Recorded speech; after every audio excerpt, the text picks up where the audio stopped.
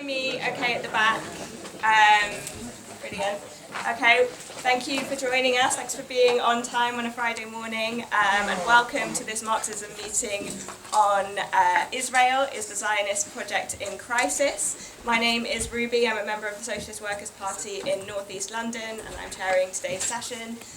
Just to let you know how the meeting will be run, our speaker in just a moment will lead off the meeting, speak for about 30 minutes, then we'll open up for plenty of discussion and debate, and then our speaker will come back and answer any questions and sum up for us at the end.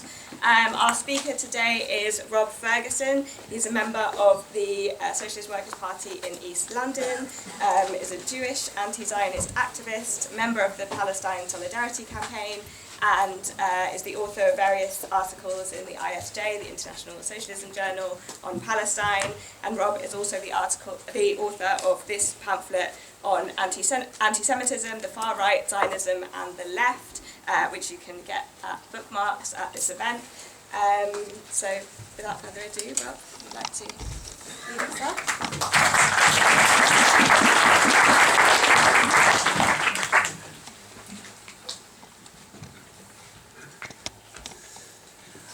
Okay, last November's elections in Israel brought Israel's far right from the margins of the electoral map into the mainstream.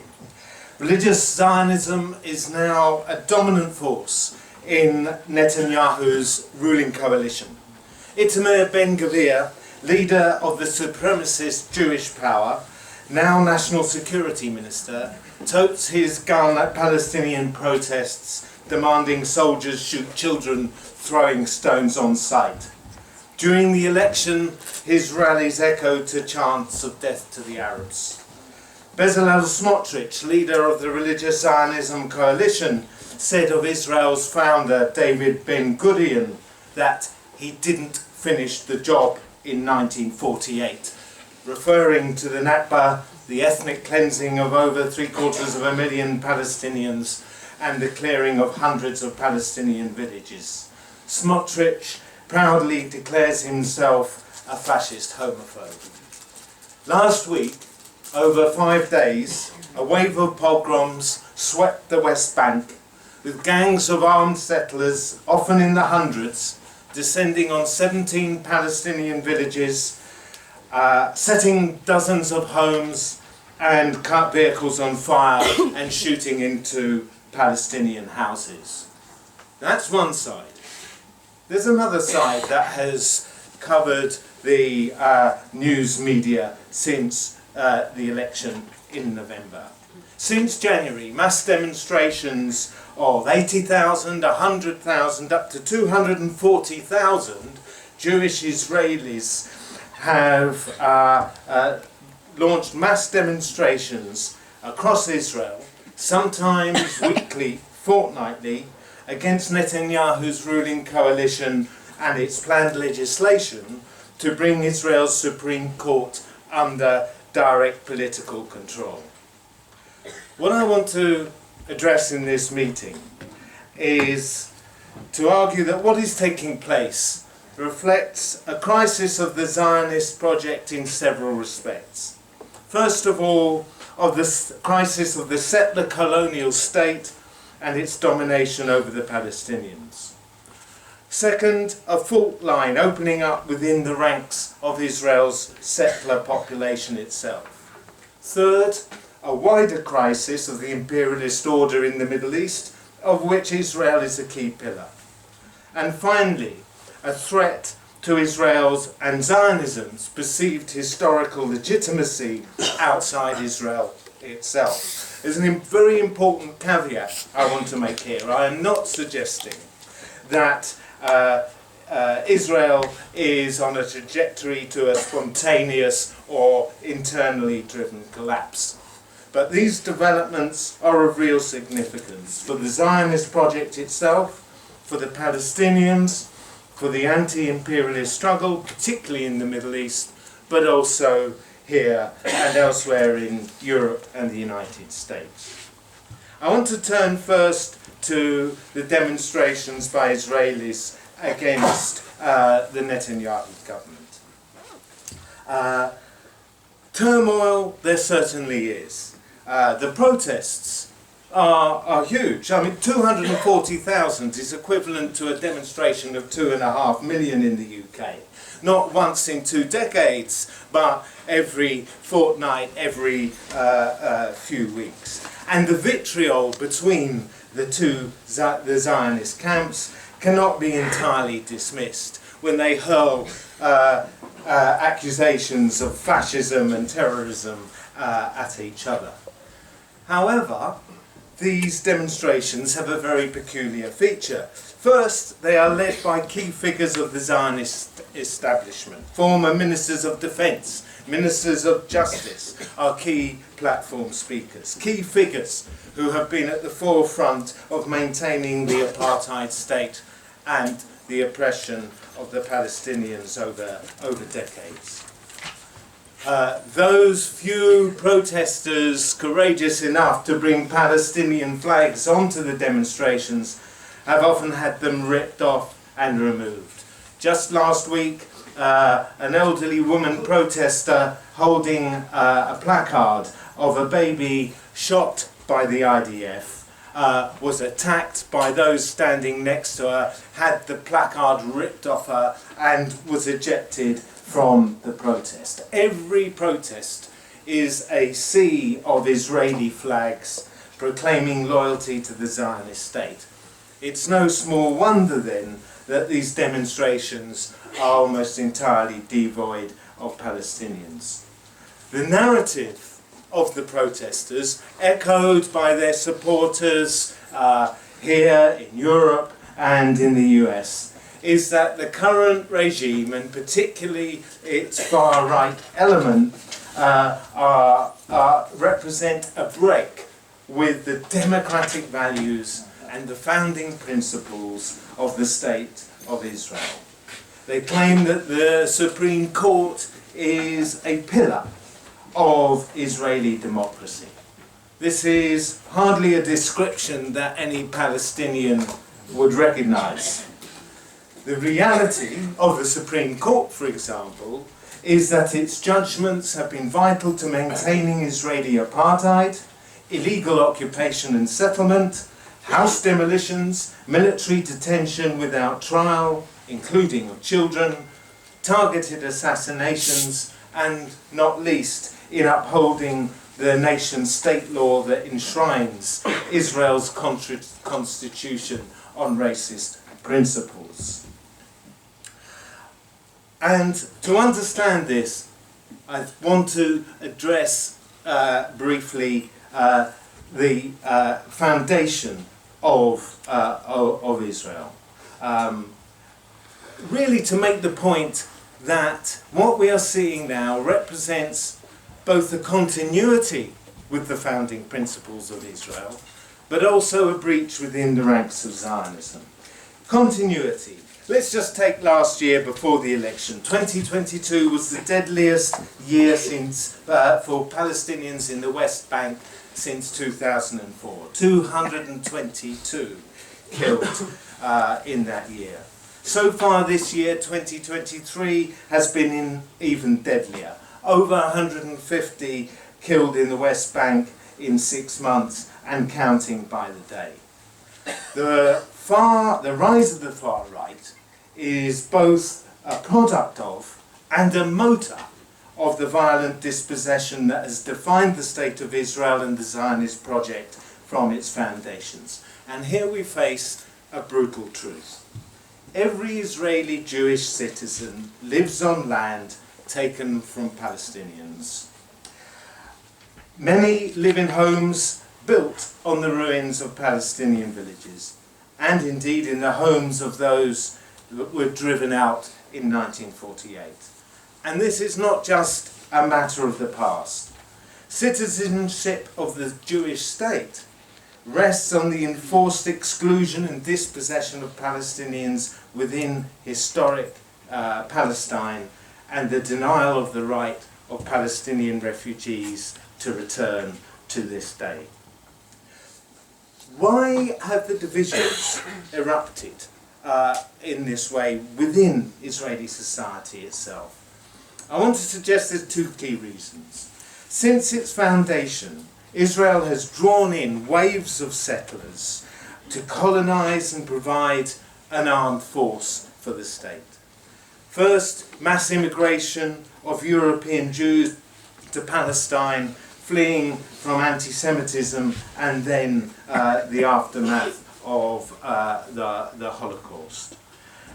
And the driving force of the founding of the Israeli state from the 1920s for half a century was Labour Zionism, those who called themselves socialist Zionists.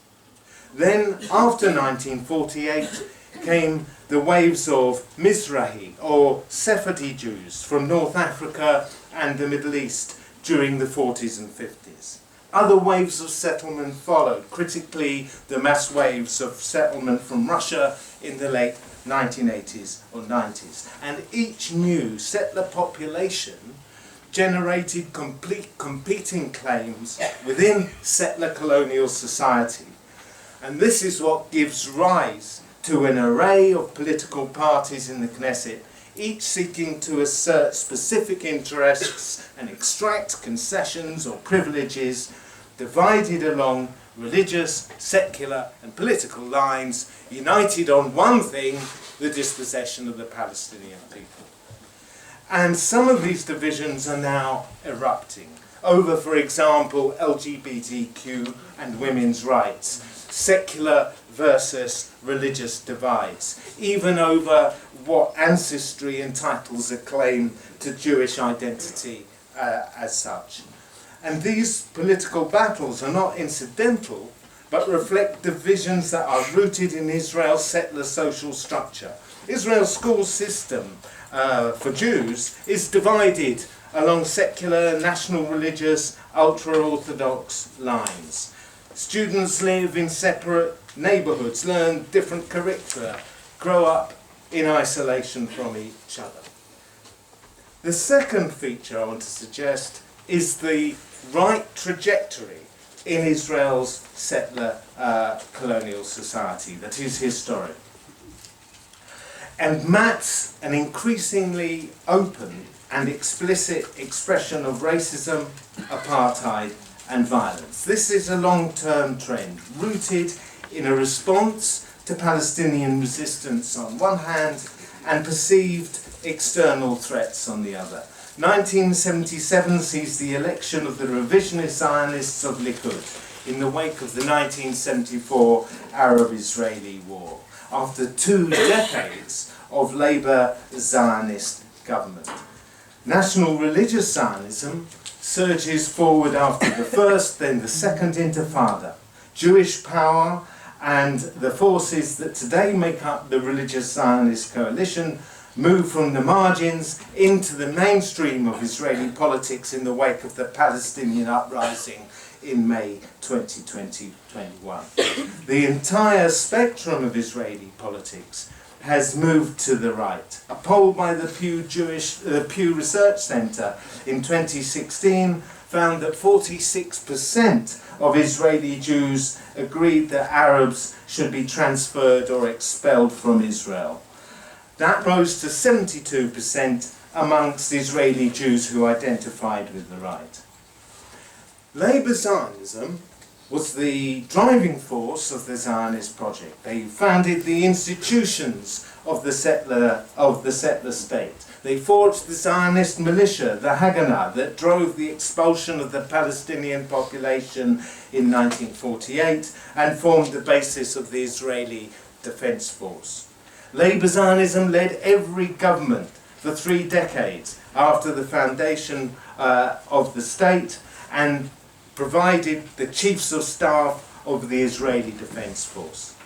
In the November elections last year, the Labour Zionists got 4% of the vote.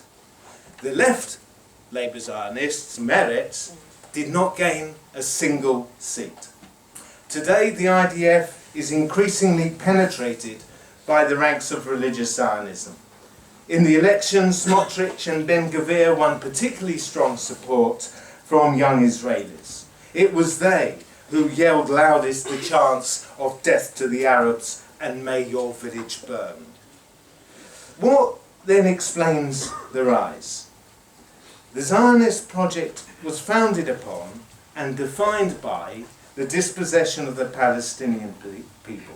This is not a completed historic act executed in 1948. It is an ongoing process encompassing the Palestinians of the West Bank, of East Jerusalem, of Gaza, and crucially the 7 million Palestinians in refugee camps around the Middle East and across the diaspora, whose right of return is a condition of Palestinian freedom.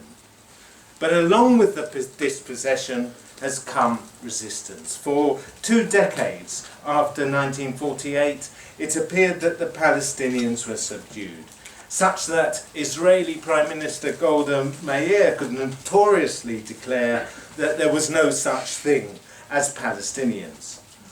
But in the 1960s, the Palestinian resistance erupted in the form of the Palestine Liberation Organization, launching a military struggle.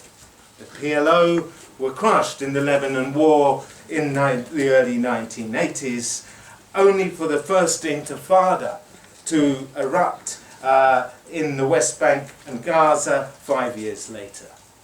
The Oslo Accords of the early 1990s held out a false promise of a future Palestinian state in an attempt to quell the Palestinian resistance while harnessing the PLO leadership into a collaborative relationship with the state.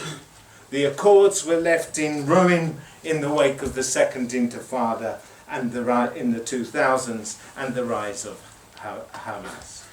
Then the Unity Intifada of May 2021, uniting unprecedentedly, really, the Palestinian resistance across historic Palestine, crucially among the Palestinian youth within the borders of 1948 Israel, exploding the myth of Israeli Arabs as equal citizens, reconciled to the state, thankful to be better off as citizens of Israel than Palestinians under the Palestinian Authority or in Gaza.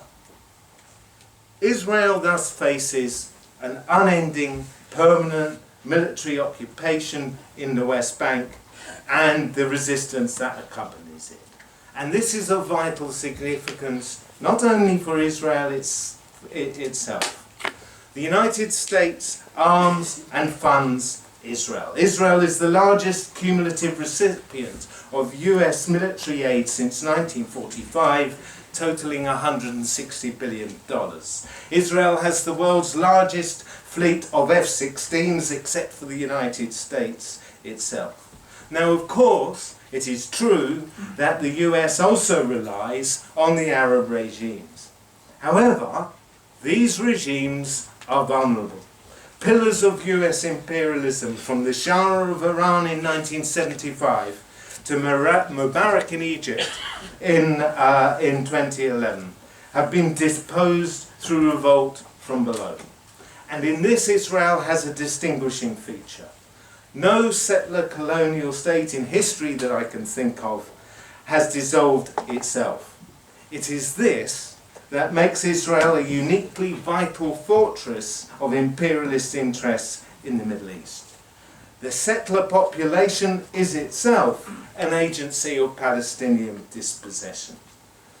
Everything about the Israeli state, society and politics is shaped by its integration into the US imperialist order.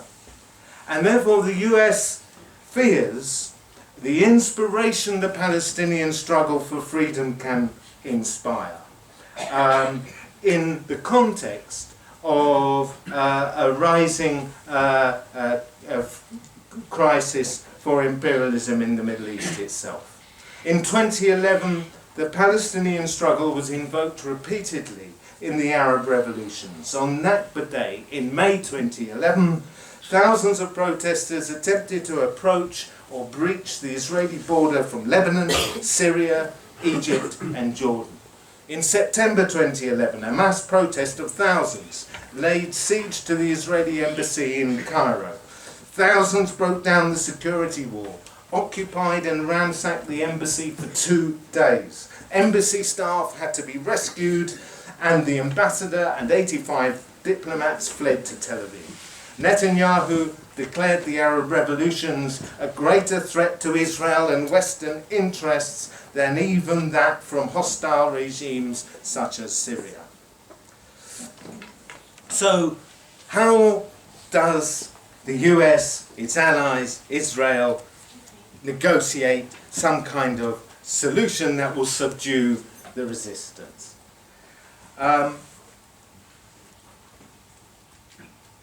The two-state solution was an attempt precisely to subdue Palestinian resistance.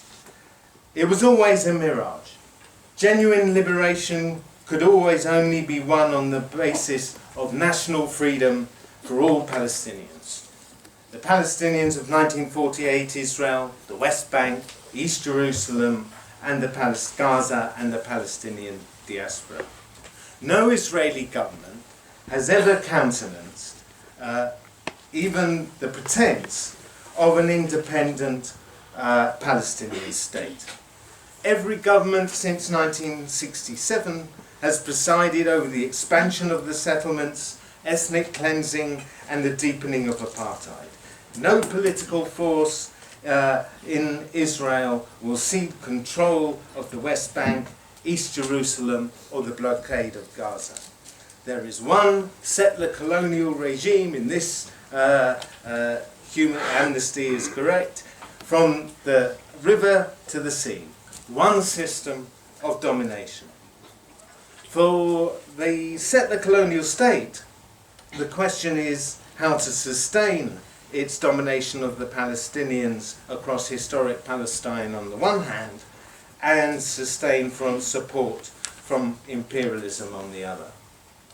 But in doing so, Israel faces the prospect of permanent conflict, permanent military occupation, temporary only in name. For the settler, the very fact of the existence of the dispossessed is an ever-present threat to the regime. The other alternative, to formally annex the West Bank and grant equal citizenship rights to Palestinians within all the territories now under Israel's control, would threaten the very basis of the Jewish state. And it's here that the religious Zionists and the far right have posed a solution.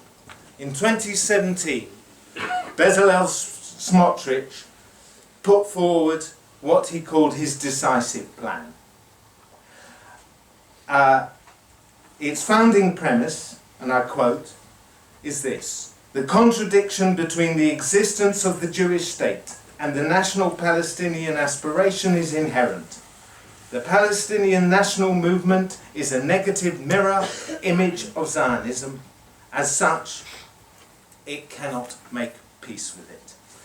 The only solution, Smotrich insisted, was to declare a permanent ownership of all Palestinian land, establishing new cities and settlements deep inside the West Bank. Palestinians would have the option of either accepting a greater Israel that denied them equal rights, a formerly apartheid state, being paid to leave, or be killed if they keep resisting. Israel, Smotrich argued, should no longer take instructions from the US or the international community. Instead, the world would have to accept the new reality. Now, this is the strategy that Smotrich and Ben-Gvir are attempting to pursue. Last week, Netanyahu gave Smotrich sole control for approval of new settlements as he announced his intention to double their number. The religious right have a growing mass base. They seek not only to establish themselves as a force within state structures, but to mobilize mass violence on the part of the settler movement from within the ranks of the army and the population. They are, in a sense, defined by pogromists. During last week's pogroms, Ben-Gvir commanded settlers to run to the hilltops, a reference to the most violent hilltop settler youth. He quote, "We should settle the land of Israel, take down buildings and eliminate terrorists. Not just one or two, but dozens and hundreds, and if necessary, thousands." So these forces no longer accept the current status quo. And it is this that in large part explains the vitriol between the likes of Ben-Gvir and Smotrich and their supporters on one hand, and some of the chiefs of staff of the IDF on the other. We have the bizarre sight of the IDF's chief of staff this Wednesday declaring that any officer who stands by a settler who torches a Palestinian house, and I quote, cannot be an officer. The IDF and the Israeli police issued a joint statement stating that the violent attacks carried out by Israelis, and I quote, contradict every moral and Jewish value, constituting national terrorism. Now, given the decades of armed support given to the settlers by the IDF in attacking Palestinians, this is rank hypocrisy. In the pogroms last week, the IDF stood and watched. But it's not quite just window dressing. It reflects a division within the ranks of the Zionist project on how the dispossession of the Palestinians is going to be pursued. And the IDF have supported settler violence against the Palestinians, but they want to keep political control. The Zionist establishment also still have a strategic interest in the Palestinian Authority in controlling and restraining the Palestinian population of the West Bank. They want to keep it weak and compromised, but they want to keep it in place. Smotrich and Ben-Gvir want to dispense with the Palestinian Authority entirely in their aim of annexing the West Bank and effectively declaring Israel an unashamed model of racist supremacy from Jordan to the Mediterranean. However, control over the Palestinians is not the only issue at stake. Maintaining the Palestinian Authority and a military occupation of the West Bank, distinct from 1948 Israel, at least in name, is important in sustaining the fiction of Israel as a democratic state where the Palestinians have supposed self-rule. The claim to democracy is important in providing also ideological underpinning for the US and the European states and Britain to maintain support for their policies on Israel at home. So the US fears that open seizure of the West Bank could threaten stability across the region, and needs to maintain the fiction that Israel is a democracy committed to Palestinian statehood at some point in the future. If we look at the ascendancy of religious Zionism, we see a state turning to ever greater violence and open racism in the face of a failure to subdue the Palestinians. The status quo is increasingly seen as a compromise that leaves the Jewish state open to challenge. The far right lay claim to a solution, to claim the entirety of historic Palestine, dispensing with the pretense of any distinction between a Palestinian in Tel Aviv with Israeli citizenship or in Jenin in the West Bank. Ben-Gvir, as National Security Minister, is demanding the authority to put Palestinians with Israeli citizenship in administrative detention without trial, just as in the West Bank, specifically citing the uprisings in the so-called mixed cities in May 2021. Smotrich and Ben-Gvir have attracted support beyond their own base, amongst a population shaken by continuing Palestinian resistance. Nonetheless, this project has opened up deep divisions within Zionism. the religious ideology that acts as a vehicle for a claim to the entirety of historic Palestine, at the same time threatens to destabilise the imperialist order and fuels deep antagonism within the settler populations itself. So to conclude, this means the rise of the right, I would argue, is an important development for the left. On one thing, the different elements of the Zionist project are united: enforcing the dispossession of the Palestinians. We have to tear aside the narrative that the ruling coalition represents a break with the founding values of the Israeli state. They are not an aberration, but a product and motor of the Zionist project itself. On Monday, the government is planning to the second reading of its anti-BDS bill. The Palestinian struggle is a question of solidarity, of course, in its own right. But it is also more. Imperialism has no solution. There is no solution internal to the settler population within Israel itself. The solution lies only in a single democratic state where all citizens can live in equality with the Palestinian right of return. The struggle for that solution is part of the struggle for a world free of imperialism and war, of racism, apartheid and national oppression in all its forms. A world where Palestinians can live in freedom from the river to the sea.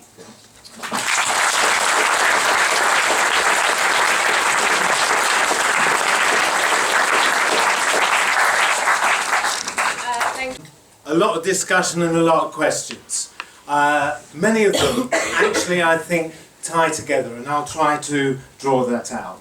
Just first of all, on the question of the smear of the charge of anti-Semitism against anti-Zionism and critics of Israel, is that under threat of weakening given what's taking place in Israel? Well, I'd say yes, but nothing is automatic, is it? It depends on the opposition and the forces here over the question of the BDS legislation coming forward on Monday, and over wider political questions around Israel and Palestine, but also imperialism. The strength of our movement feeds into every question, including, the ideological attacks around the weaponization of anti-Semitism and so on. Is liberal Zionism under pressure in Israel, and how does that relate to the liberal Zionism in the diaspora? I want to make an important distinction.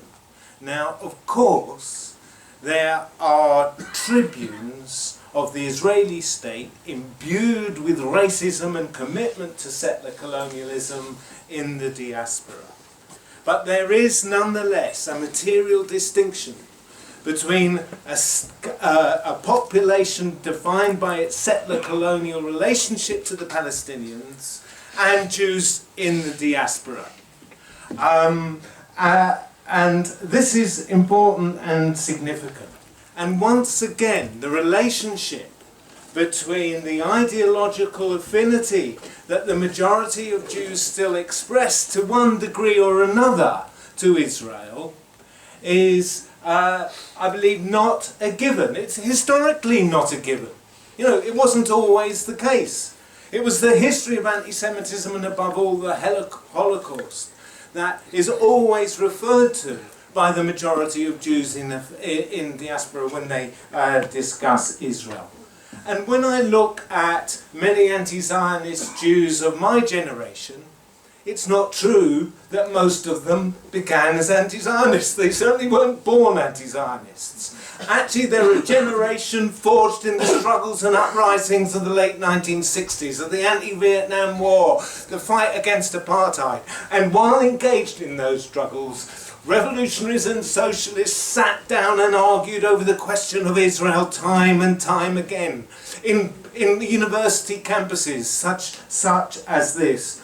And that is a question for today. Because if you look, someone raised the question of the diaspora in the United States. There was a very interesting poll by the Jewish Electoral Institute very recently. It found that 25% of US Jews agreed with the statement that Israel was an apartheid state. That rose to 30% amongst Jews under 40.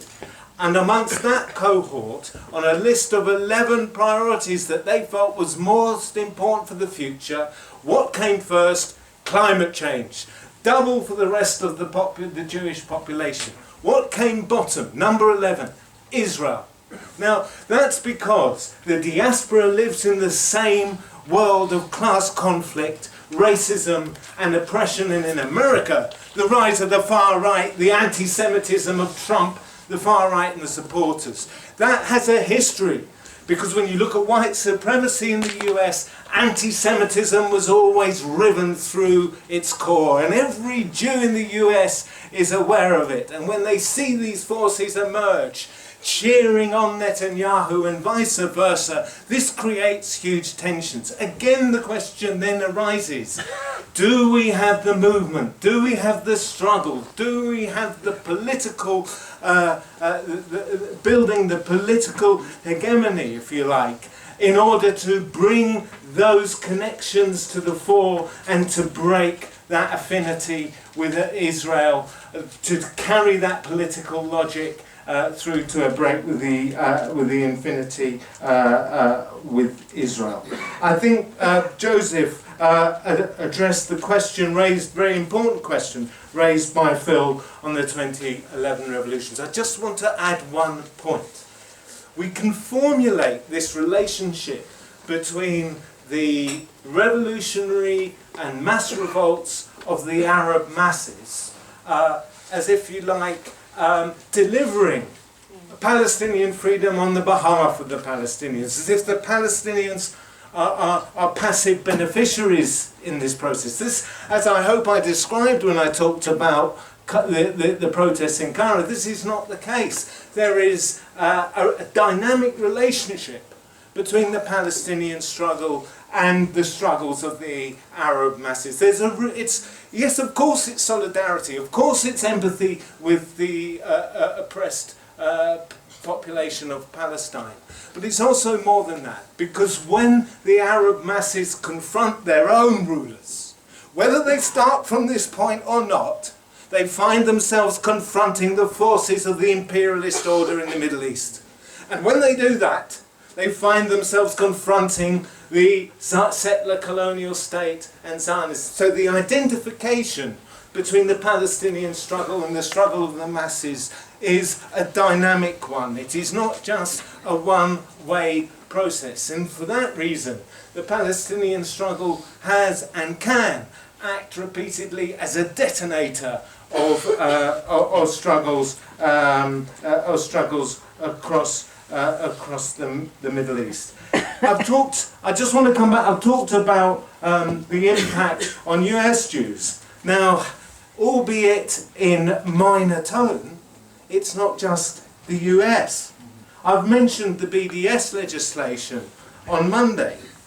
Well, UJ, the Union of Jewish Students, which defines itself by support for Zionism, at its conference, voted to oppose, unanimously voted to oppose the legislation. The president of the UJS wrote to, what's his name?